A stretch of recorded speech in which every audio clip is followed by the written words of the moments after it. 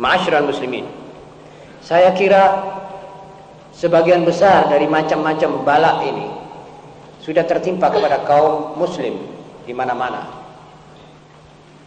Daripada Timur Tengah ke Pakistan, ke Afghanistan, ke Turkistan, ke Kaukas, ke mana-mana. Ke Mesir, ke Syria, Malaysia, Thailand, Filipina, umat Islam di mana-mana merasakan ini balak-balak ini tadi. Apa sebab? Tidak ada sebab lain kecuali pelanggaran-pelanggaran massal yang dikerjakan oleh umat ini.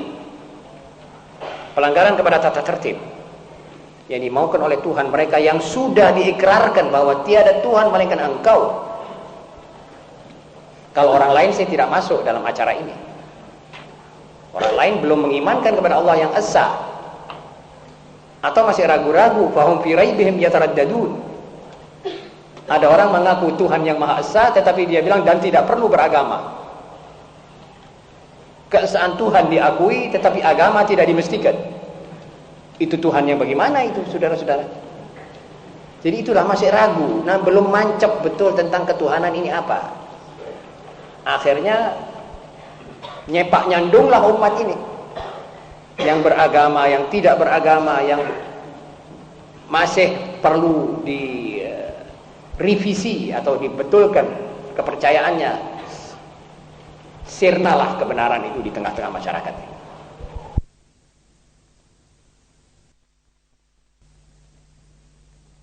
Shadaqallahul azim. Ayat surat An-Nisa 105 ini berbunyi kurang lebih sebagai berikut: kami telah menurunkan kitab ini kepadamu ya Muhammad dengan kebenaran agar engkau memerintah manusia dengan apa-apa yang telah ditunjukkan kepadamu oleh Allah, dan janganlah engkau menjadi pembela orang-orang yang berkhianat. Alkitab artinya Al-Quran. Kami turunkan kepadamu ya Muhammad dengan kebenaran, penuh kebenaran, tidak ada keraguan di dalamnya, tidak disentuh oleh kebatilan. Maka jalankanlah syariatnya dan hukumlah manusia, umat manusia dengan apa yang ada di dalamnya, yang telah diperlihatkan kepadamu oleh Allah berupa hukum-hukum yang jelas. Dan jangan engkau membela orang-orang yang khianat. Ini tegas menunjukkan kepada kita betapa pentingnya hukum Allah harus kita amalkan di antara kita sama kita kaum muslimin. So kita kalau jauh daripada hukum Allah, berarti kita jauh dari Allah. Kalau kita jauh daripada Allah, kita jauh daripada kebahagiaan, kita jauh daripada sa'adah, kita jauh daripada kekompakan dan keserasian. Juga dengan semua alam sekitar kita ini, sebagaimana yang saudara telah ketahui. Yang ketiga, Al-Qur'anu ya'muruna fi tanzimi bina'il hukumah an nahtamma bi al-awwal mas'uliyatil hakim wa wahdatil ummah wa ihtirami iradatiha. Al-Quran mengatur suatu negara dengan menggaris besari 3 persoalan pokok. Pertanggungan jawab pihak penguasa. Sebab Nabi SAW berulang-ulang mengatakan kullukum ra', kullukum ra'. Bukan saja penguasa, tiap pribadi di dalam masyarakat Islam ini dianggapnya bertanggung jawab, mempunyai pertanggungan jawab terhadap dirinya, terhadap istrinya kalau dia sudah beristri, terhadap anak dan istrinya kalau dia sudah beranak, terhadap anak, istri dan cucunya kalau dia sudah bercucu, begitu seterusnya. Tanggung jawab pribadi muslim tidak pernah diambil atau dicabut atau dikurangi oleh Allah. Imbalannya, kalau pertanggungan jawab ini dipenuhi, maka kebahagiaannya ditambah, barokahnya ditambah, umurnya itu berkat, rezeki yang dicari itu berkat, walaupun kelihatannya sedikit. Umat zaman ini sekarang mempunyai rezeki yang besar, hasil-hasil yang besar, puluhan ribu, bahkan meninggalkan jutaan, ada yang meninggalkan miliaran, tetapi tidak mempunyai barakah sebagaimana orang-orang dahulu, yang kalau pergi pasar itu jam 9 baru pergi ke pasar, habis nunggu salat duha apa semua baru pergi pasar, kembali dari pasar jam 1 terus tidak buka lagi, tunggu besok. Kok lantas dia bisa meninggalkan beberapa rumah, meninggalkan kekayaan dan harta, meninggalkan perhiasan buat anak-anak istrinya, dan itu namanya barokah. Orang sekarang mempunyai toko besar di Tunjungan, utangnya besar, tidak bisa meninggalkan apa-apa. Jangankan dia meninggalkan rumah. Kalau dia sudah bisa punya satu rumah, sudah dianggapnya untung. Apa bedanya antara zaman dulu dengan sekarang? Umat dulu itu khusyuk. Zakatnya, sodakohnya, rahimnya, silaturahimnya, dan seterusnya. Itu diandalkan oleh dia, dianggap betul-betul prinsip. Tidak berhubungan dengan barang yang tidak halal, baik dengan rente atau apa, dia tidak pernah mendekati itu. Maka barokahlah hasilnya. Yang kedua, persatuan umat atau kesatuan umat. Yang ketiga, menghormati kemauan mereka. Jadi umat ini harus bersatu. Tidak ada satu negara yang stabil kalau umatnya tidak bersatu. Kalau masyarakatnya bercerai-berai, dan sudah jelas percerai-beraian masyarakat itu banyak jalannya, banyak sebabnya. Pertama-tama soal kepercayaan, soal akidah, soal agama bisa menerbitkan satu percekcokan dan perkelahian atau dendam atau lain-lainnya. Yang kedua, masalah-masalah maisha, masalah-masalah nafkah dan seterusnya. Jadi persatuan umat dan menghormati kemauan daripada umat itu adalah syarat buat bangunnya suatu negara yang stabil, yang adil, yang makmur, yang umatnya kompak seperti bunyan yashuddu ba'duhu ba'dha. Itulah yang diaturkan kepada kita oleh Allah Subhanahu wa taala. Kalau kita lihat di Timur Tengah pelanggaran terhadap ini, maka kita lihat bagaimana di Timur Tengah hasilnya. Hasil pelanggaran yang dilakukan oleh umat bangsa-bangsa Arab di Timur Tengah menyebabkan mereka berantakan. Berantakan pemerintahannya, negaranya, ekonominya, umatnya, dan seluruhnya. Obatnya satu, kembali saja kepada tata tertib yang dimaukan oleh Allah. Nanti mereka akan senang. Mereka akan tidak lagi terkena musibah-musibah seperti sekarang ini. Dan ini juga berlaku kepada seluruh umat Islam di mana saja mereka berada. InsyaAllah kalimat-kalimat kaum hukama ini dan ayat 1 yang saya petik dari surat An-Nisa ini menjadi pikiran dan pedoman bagi kita semua. Amin ya rabbal alamin. Saya kira apa yang ada dalam diktat ini sudah saya jelaskan. Tinggal pertanyaan yang akan mungkin dibaca oleh saudara. Silakan. Bismillahirrahmanirrahim. Bismillahirrahmanirrahim. Bagaimanakah hukumnya orang memasukkan asuransi jiwa, asuransi kebakaran, asuransi dan untuk anak-anak di masa datang? Mohon penjelasan. Saudara-saudara, banyak orang yang menanyakan tentang asuransi. Asuransi ini kalau ulama mutaakhirin sekarang, yang saya kenal dua tokoh ulama, yaitu Dr. Mustafa Az-Zarqa dari Damaskus, dan Dr. Muhammad Isa Abdul dari Kairo. Dua-duanya ulama fuqaha yang mengetahui 8 mazhab, dan dua-duanya pula intelek. Sekolahnya juga di Prancis tentang hukum. Jadi mereka ngambil hukum internasional dan amma hukum fikih, dan Islam sudah lengkap bagi mereka. Dua-duanya ini pernah bertukar pikiran di Kuwait, di mana saya hadir. Rupanya ada sedikit perbedaan tentang asuransi barang. Satu mengatakan asuransi barang boleh, tapi asuransi jiwa dan nasib hari depan anak-anak itu mereka anggap itu satu syubhat, yang mereka mengatakan itu karahah, tahrim. Sebab asuransi jiwa agak sedikit bertentangan dengan prinsip dari tawakal kepada Allah. Dan ada sifat-sifat komersil yang mempunyai arti gharar. baik dalam asuransi jiwa maupun asuransi barang, dan itu gharar masih tetap ada. Berkata Dr. Muhammad Zarqa, Mustafa Zarqa mengatakan, apakah itu tidak membantu kita kalau asuransi barang kita kirim ke Eropa, asuransi kalau rugi, ya, kalau terbakar dibayar. Kata Dr. Muhammad Isa Abduh, kelihatannya begitu, tetapi kaum asuransi tidak bahlul. Kalau musim malapetaka banyak, mereka tidak menerima asuransi.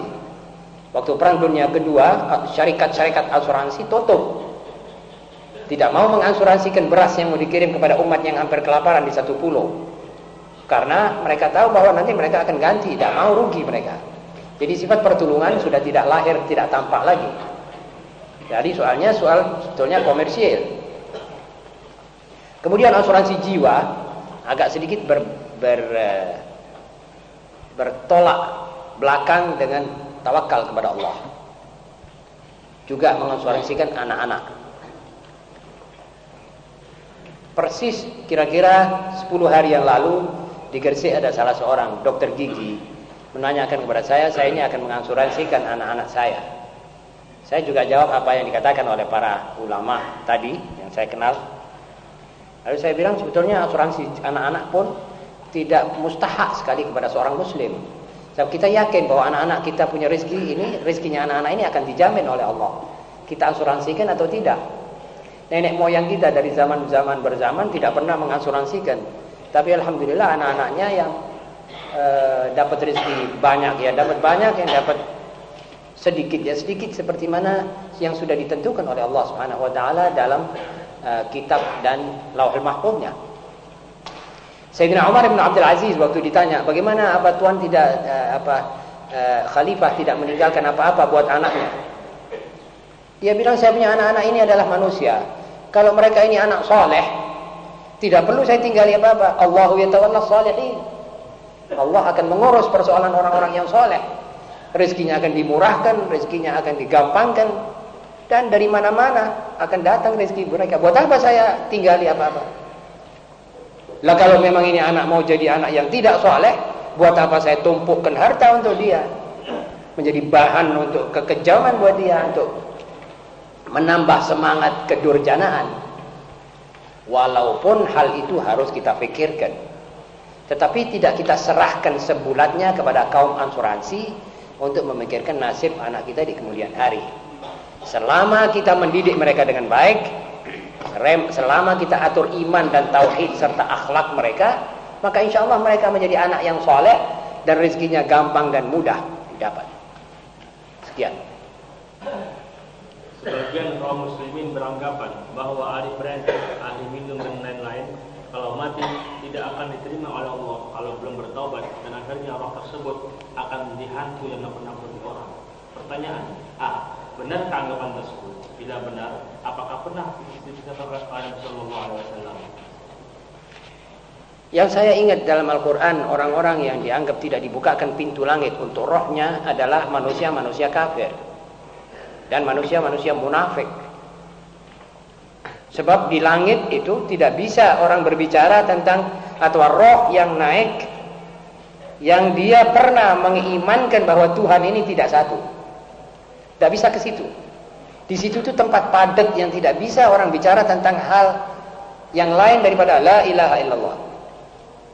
Jadi kaum yang mengatakan Allah itu esa dengan penuh konsekuensi, itulah rohnya yang dibukakan pintu langit. Sama juga kita di dunia ini juga ada beberapa tempat kita tidak bisa bicara semau kita. Misalnya di MPR sekarang, tidak mungkin ada orang bicara, saya minta negara ini negara komunis. Sebab di situ tidak laku kata-kata ini. Juga di langit. Kalau ada orang pernah mempercayai bahwa keris ini bermanfaat untuk dia, memberi manfaat dan madarat, maka rohnya tidak bisa naik ke langit. Sebab ini terpelanting oleh langit. Dia ini waterproof dari roh-roh seperti ini. Sudah otomatis begitu. Sebab di situ itu adalah makhluk-makhluk yang dari awal mulanya sampai sekarang itu hanya mengimankan la ilaha illallah, tasbih dan tahmid kepada Allah. Tidak pernah berikhtilaf sedikit pun. Nah, di bumi inilah yang ada centang perenangnya akidah. Sebab di sini tempat khos untuk nanti tapisan dan saringan. Ini tempat ujian. Ini seperti ruang-ruang kamar ujian buat anak-anak murid. Nanti yang lulus, yang tidak lulus, yang nanti bisa dikatrol, yang tidak bisa dikatrol sama sekali, yang harus dipecat, yang harus dihukum, di sini tempatnya. Tapi tempat kenaikan itu dilihat. Maka daripada itu, selain daripada orang yang musyrik, saya kira tidak berlaku hukum ditutup langit dan pintu-pintu langit bagi arwahnya. Walaupun begitu, si perintah kalau dia tobat dengan cara-cara yang ditentukan oleh Allah, oleh tata tertib la ilaha illallah yang mengatakan, kalau si perintah tadi, tukang nganakkan duit tadi mau tobat, duitnya orang-orang yang dianakkan ini dikembalikan masing-masing kepadanya. Tinggal pokok saja. Kalau dia mau pokoknya 30.000, maka yang 1 juta atau 20 juta ini dikembalikan. Dia kembali dengan 30.000 saja. Lalu dia tobat karena dia pernah melanggar dan menyesal dan tidak akan kembali lagi. Itu tobatnya. Kalau dia bisa tobat, dia diampuni oleh Allah Subhanahu wa taala. Ini begitu tata hukumnya. Fa in tubtum falakum ru'usu amwalikum. La tadlimuna wa la tudlamun. Tapi kalau dia tidak tobat sampai mati, Allah Subhanahu wa taala mungkin akan menyiksa dia di jahanam. Tetapi masalah dia punya roh, tempatnya sampai dikatakan di bumi menjadi apa namanya tadi itu hantu. Saya kira itu kok seperti saya tidak pernah membaca dalilnya. Oh, ada roh menjadi gundurwo atau kepala yang menggelundung, itu saya kira khurafat saja itu. Roh yang sudah diletakkan di tempatnya. Sebab malaikat yang mencabut nyawa ini begitu ahli, begitu mengerti tempat-tempat arwah dan jenis-jenis manusia ini. Ini roh model ini tempatnya di sini. Roh ini model ini tempatnya di situ. Sudah ditaruh masing-masing. Ada arwah syuhada, ada aulia, ada anbiya, ada masing-masing ada tempatnya sendiri-sendiri. Jadi tidak ditaruh seperti kita taruh dalam keranjang gitu saja. Tidak, itu nanti dipisah. Ini roh model ini. Sana, model ini dia sudah mengerti. Dan cara mencabutnya juga dengan suatu perintah dan alat-alat yang khusus, rohaniah semuanya. Sehingga satu malam dia bisa mencabut rohnya 400-500 ribu orang sekaligus dalam 1 detik, tanpa bergerak masing-masing dari tempatnya.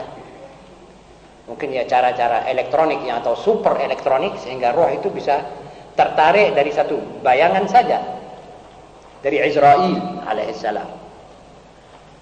Ada orang bilang, iya bagaimana itu Israel kan 1, lah ini yang mati ini kadang-kadang 1 juta. Ya apa dia narik rohnya orang 1 juta? Sama saja dengan orang menjawab, inilah lihat matahari itu 1. Coba lihat, taruh bawahnya 600 ribu mangkok yang semuanya ada air. Kan saudara lihat matahari semuanya. Mataharinya 1. Tapi karena pantulan itu di mangkok, kita bisa lihat beratus ribu matahari di mangkok-mangkok yang kita jajar di situ.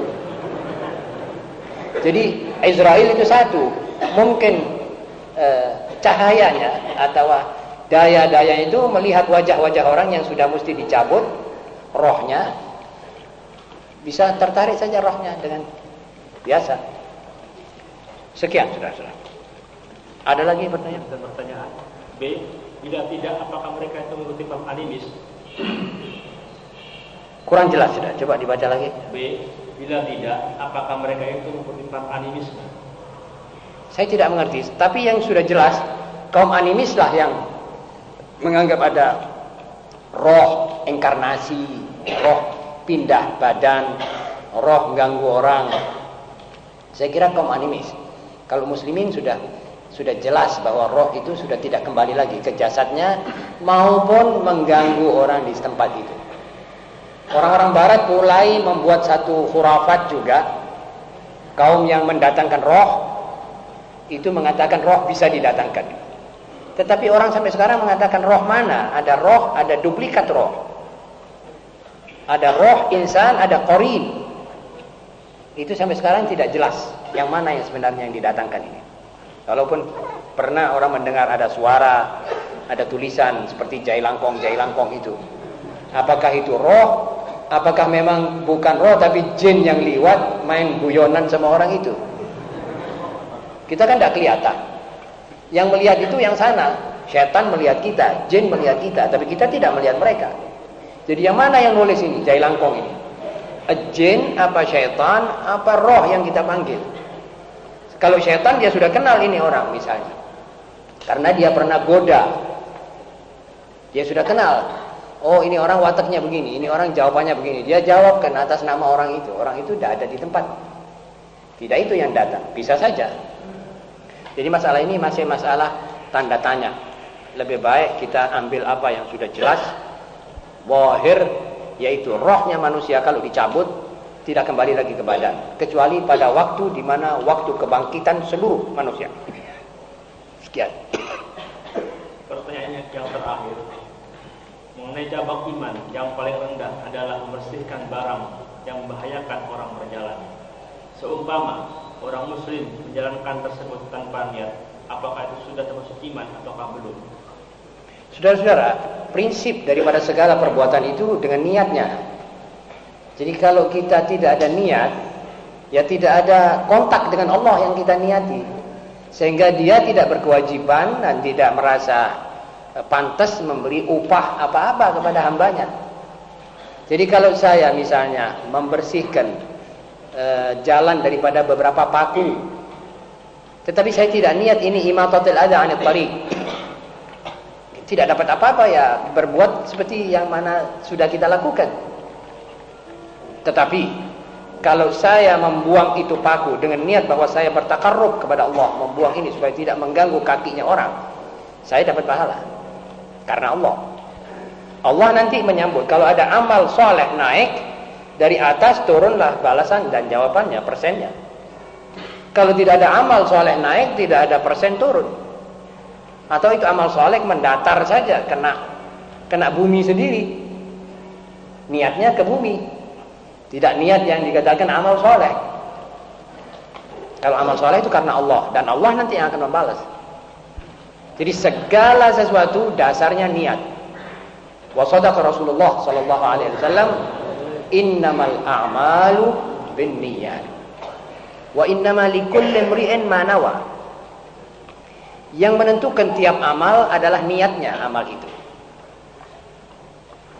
Dan yang menentukan suksesnya itu amal juga niatnya itu.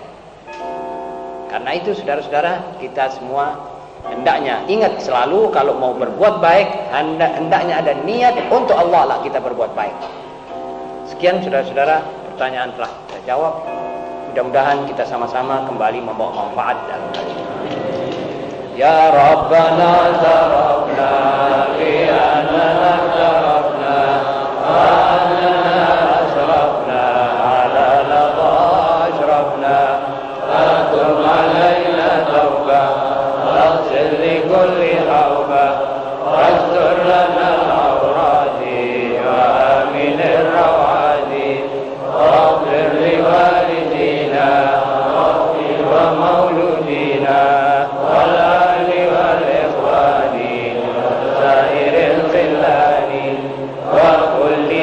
محبة أو جيرة أو صحبة والمسلمين أجمع آمين ربي أسمع فضلا وجودا منا لا باكتساب منا بالمصطفى الرسول مرضى بكل سور صلى